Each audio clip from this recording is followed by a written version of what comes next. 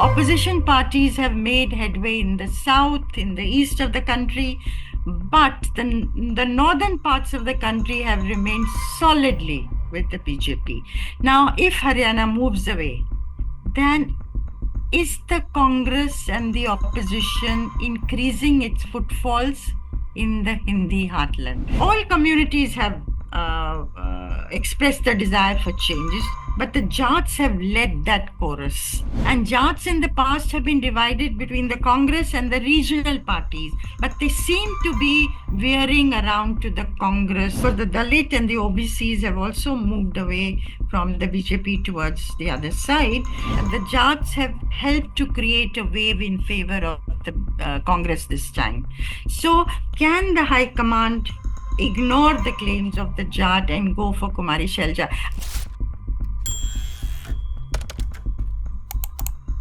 Hello and welcome to the Indian Express, and I'm back with another episode with our contributing editor Neeta Chaudhary.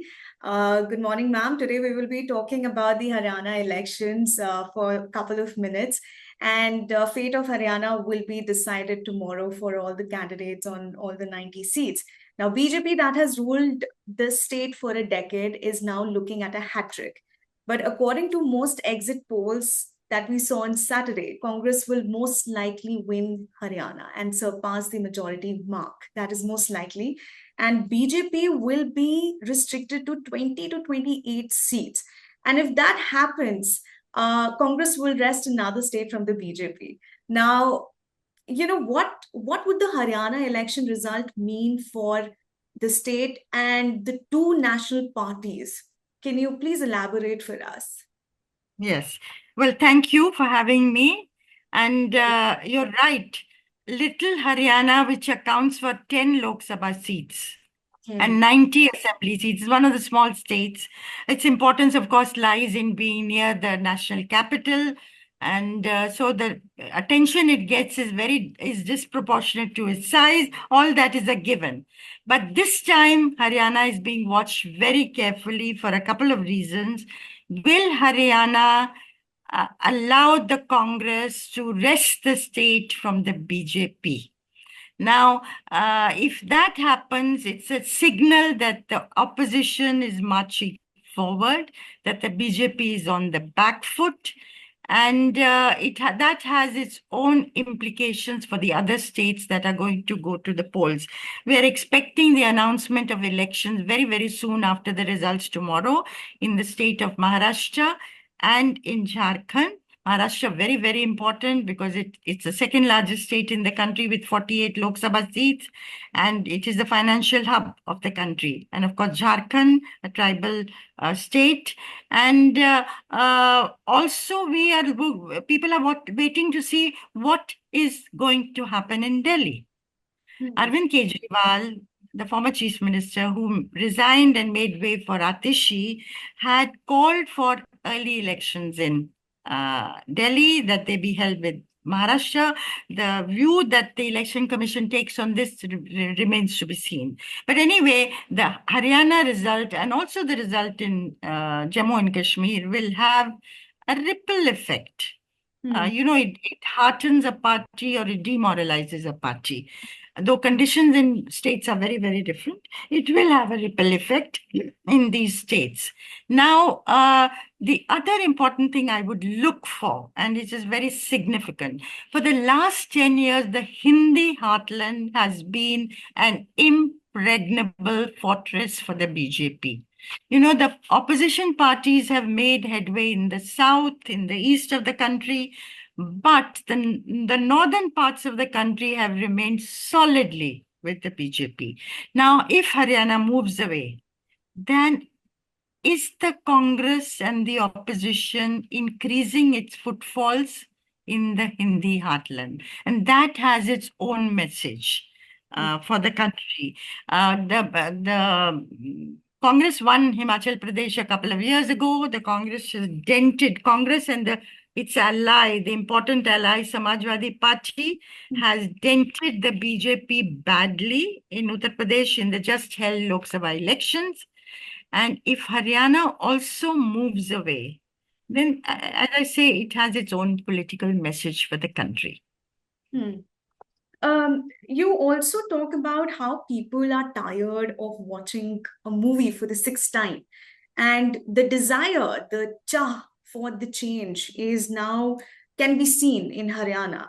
So, can you tell us what did not work for the BJP and what is making way for Congress to enter the BJP bastions? Is the Modi wave not working in Haryana? I think the answer to that question, the desire for change, of course, 10 years is a long time for any government to be in power. People do get, the government gets jaded and people get a bit fatigued. They're looking all the time for something new, new narrative, new leaders, unless you have some compelling personality that holds them there. Of course, there have been in the States personalities like that. Naveen Patnaik is one of them in Odisha, till he lost out to the BJP this last time. Yeah. There was Jyoti Basu. There have been, Mamata Banerjee is holding her ground at the moment. But on the whole, any party does start to face problems. Then, of course, there is the whole issue of unemployment, livelihood. And if Haryana is a very, almost 70% of the people in Haryana are under 35. Now, it's a young state, and livelihoods is an issue that people talked about the most. The younger people talked about the most. And it's a challenge for any government that's going to come also. It's not that this problem is just going to fade away overnight. Then there was a question of leadership. ML Khattar continuing for 10 years. Many people believed had he been changed earlier, and Naib Saini, which is an OBC chehra, an OBC face that was brought in earlier this year, had he been brought in a little earlier, maybe the situation might have been different. We don't know. There are many issues about, local issues that people of Haryana are exercised about. And also the three national issues which have had a bearing on the mood in Haryana. One, of course, is, it's been captured very well by several people, Kisan Jawan and Pehelwan. So the Kisan Andolan, the mood started to change with the Kisan Andolan a couple of years ago. And the Jats of Haryana were amongst leading that movement. Then you had the wrestlers agitation last year. Vinesh Fogart, Sakshi Malik, and many others of their colleagues who complained against the sexual harassment by one of the BJP MPs, Brij Bhushan Sharan Singh, now a former MP. And so that also agitated the farming communities in Haryana, the Jats who saw it not just as a fight of these women for justice for them, but also saw it as a battle for Jat honor, the restoration of Jat honor. So, it kept building. And of course, the reaction to the Agniveer scheme has been talked about quite widely. So these are decisions that were made nationally, but they had a very important impact on Haryana. So I think several things put together this time round, all communities have expressed the desire for changes, but the Jats have led that chorus. And the Jats are a very articulate community and very aggressive in, expressing what they feel. And Jats in the past have been divided between the Congress and the regional parties, but they seem to be veering around to the Congress and leading, probably, we'll see what happens tomorrow, to a weakening of the regional parties, two of them being INLD and the JJP.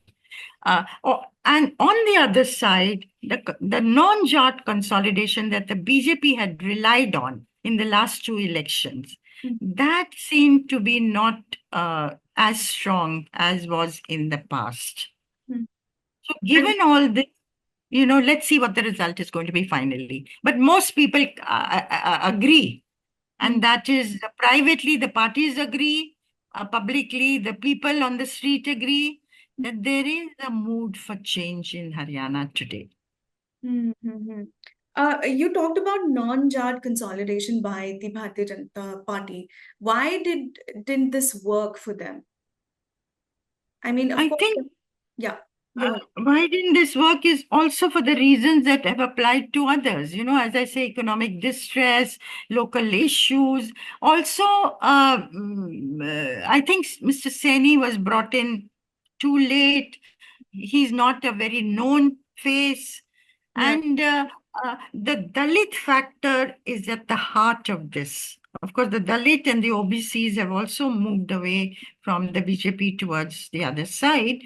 But Dalits, remember, in the Lok Sabha elections, also moved away in many parts of the country. Of course, at that time, they felt reservations will be done away with. But Dalits, and that led to a very interesting result in Haryana. 5 went to the BJP and 5 Lok Sabha seats went to the Congress. Earlier, the BJP had won all 10, even when it had not got a majority in 2009, not got a majority on its own. But in the Lok Sabha, it had won 100% of the seats. So that has changed this time, 5 only.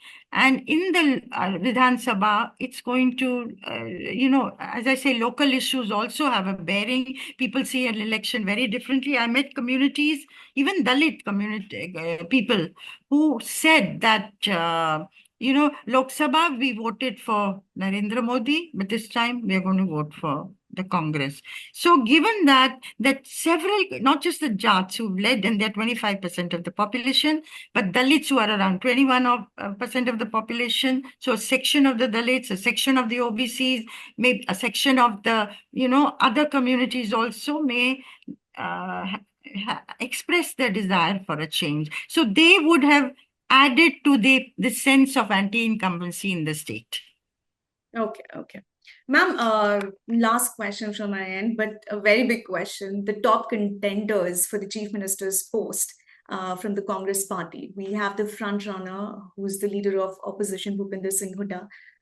He's also a two-time Chief Minister, and he also spearheaded the party's campaign in the assembly elections. Then we have Sirsa MP, Kumari Shelja, who is very close to the Gandhi family, and she's also the main contender now. And others, we have Bhupinder Hooda and Randeep Singh Surjewala. Who do you think the Congress party is going to be picking for the top post?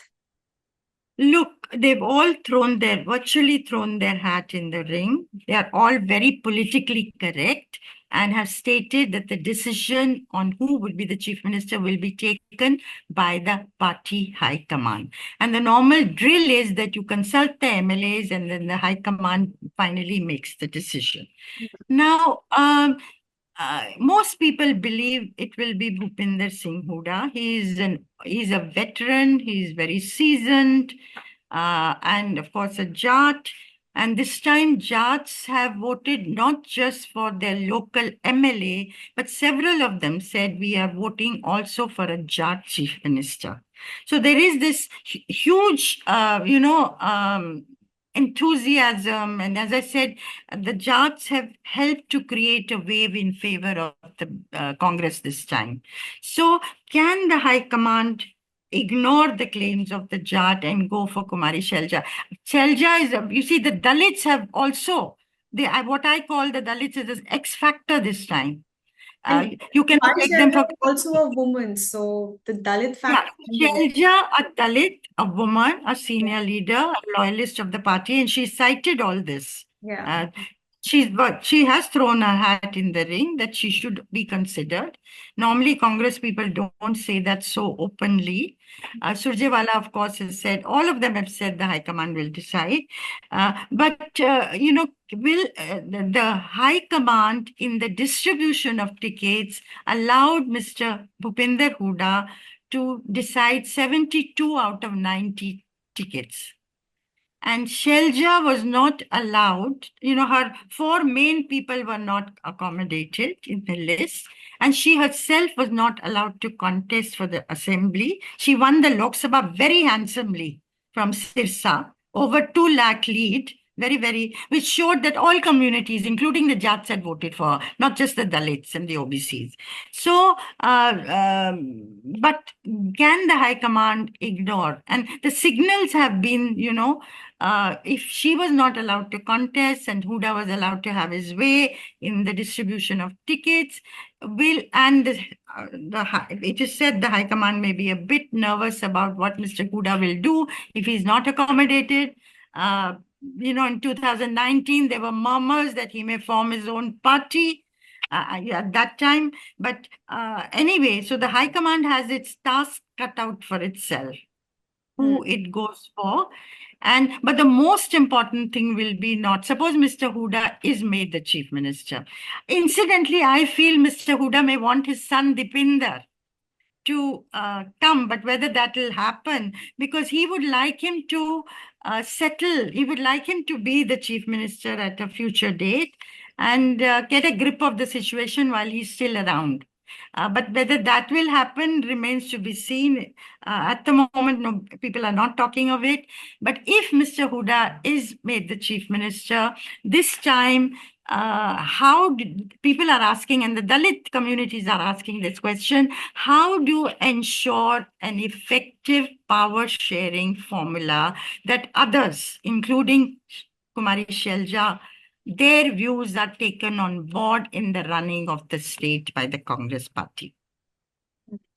Right. So we'll have to see if that power sharing formula comes to effect tomorrow, or whenever the High Command chooses to pick the chief minister, we will get to know. Thank you so much, Neerja, for joining us in this conversation. And thank you, viewers, for joining us and watching this discussion. If you like the discussion, please like and subscribe to our channel. And don't forget to share it with your friends. Thank you so much. Thank you.